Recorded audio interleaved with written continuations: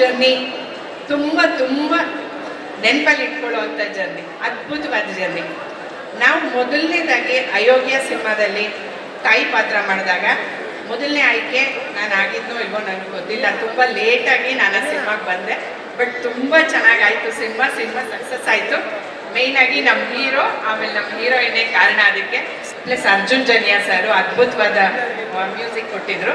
And ನಮ್ಮ crystal park productions ಶುರು ಮಾಡಿ ಆ ಸಿನಿಮಾ ಮುಗಿಸಿದ್ರು. But Mahesha the real hero ಅಯೋಗ್ಯದಲ್ಲಿ. ಈಗ ಅಯೋಗ್ಯ 2 ಕಥೆನ ಅದಕ್ಕಿಂತ ಅದ್ಭುತವಾಗಿ ಮಾಡಿಕೊಂಡು ಎಲ್ಲರನ್ನು ಸೀಟ್ ಎಡ್ಜಿಗೆ ಬರುವಂಥ ಒಂದು ಕ್ಲೈಮ್ಯಾಕ್ಸ್ನ ತೊಗೊಂಬಂದು ಎಲ್ಲರೂ ಕುತೂಹಲದಿಂದ ಕಾಯೋ ಹಾಗೆ ಆ ಸಿನಿಮಾನ ಮಾಡಿದ್ದಾರೆ. ಸೀನ್ಗಳನ್ನ ಅದ್ಭುತವಾಗಿ ಬರ್ಕೊಂಡಿದ್ದಾರೆ. ಇದರಲ್ಲಿ ಈ ಸಿನಿಮಾಗೆ ಬರೋ ಪ್ರತಿಯೊಂದು ಪಾತ್ರನೂ ತುಂಬ ಮುಖ್ಯ ಆಗುತ್ತೆ. ಮಾಸ್ತಿ ಸರ್, ಥ್ಯಾಂಕ್ ಯು, ತುಂಬ ಒಳ್ಳೆ ಡೈಲಾಗ್ಸ್ನ ನೀವು ಕೊಟ್ಟಿರೋದಕ್ಕೆ ಥ್ಯಾಂಕ್ ಯು ಸೋ ಮಚ್. ಆಮೇಲೆ ಅರ್ಜುನ್ ಅವ್ರದ್ದು ಫೈಟ್ ಸೀನಲ್ಲಿ ನಾನು ಇದ್ದೀನಿ ನೋಡಕ್ಕೆ, ಪ್ರೇಕ್ಷಕರಾಗಿದ್ದೀನಿ. ಒಂದು ಸೆಕೆಂಡ್ ಸಾಕು, ನೀವು ಫೈಟಿಂಗ್ ಅಲ್ಲಿ ಇದ್ದೀರಾ? ನಾನಿದ್ದೀನಿ ಫೈಟಿಂಗ್ ಸೀನಲ್ಲಿ. ನೋಡಿ, ನಮ್ಮಲ್ಲೇ ಮೊದಲು ಅಯೋಗ್ಯ 2 ನಲ್ಲೇ ಮೊದಲು ಎಲ್ಲ ಹಾಕೊಳ್ಳಿ. ಅರುಣಾ ಬಾಲರಾಜ್ ಅವರ ಫೈಟಿಂಗ್ ನೋಡಿದ್ರೆ ಶಾಕ್ ಆಗ್ತೀರಾ? ನೋಡಿದ್ರೆ ಶಾಕ್ ಆಗಲ್ಲ, ಖುಷಿ ಪಡ್ತಾರೆ.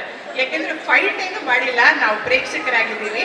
ಎಲ್ಲ ತುಂಬಾ ಚೆನ್ನಾಗಿ ಅನಿಸ್ತು. ಸರ್ ಹೇಳ್ದಂಗೆ ಆ ಫೈಟ್ ಸೀನ್ನ ತುಂಬಾ ಚೆನ್ನಾಗಿ ಚಿತ್ರೀಕರಣ ಮಾಡಿದ್ರು. ಅದಕ್ಕೆ ತುಂಬ ಎಫರ್ಟ್ ಹಾಕಿದ್ರು, ತುಂಬ ಚೆನ್ನಾಗಿತ್ತು. ಅದಲ್ಲದೆ ನಾವು ನೋಡಿರುವಂಥ ಹಾಡುಗಳು, ಡಾನ್ಸ್ ಅದ್ಭುತ, ವೆರಿ ನೈಸ್. ನನಗೆ ಖುಷಿ ಆಗುತ್ತೆ ಸತೀಶ್ ಜೊತೆ ಕೆಲಸ ಮಾಡೋದಕ್ಕೆ.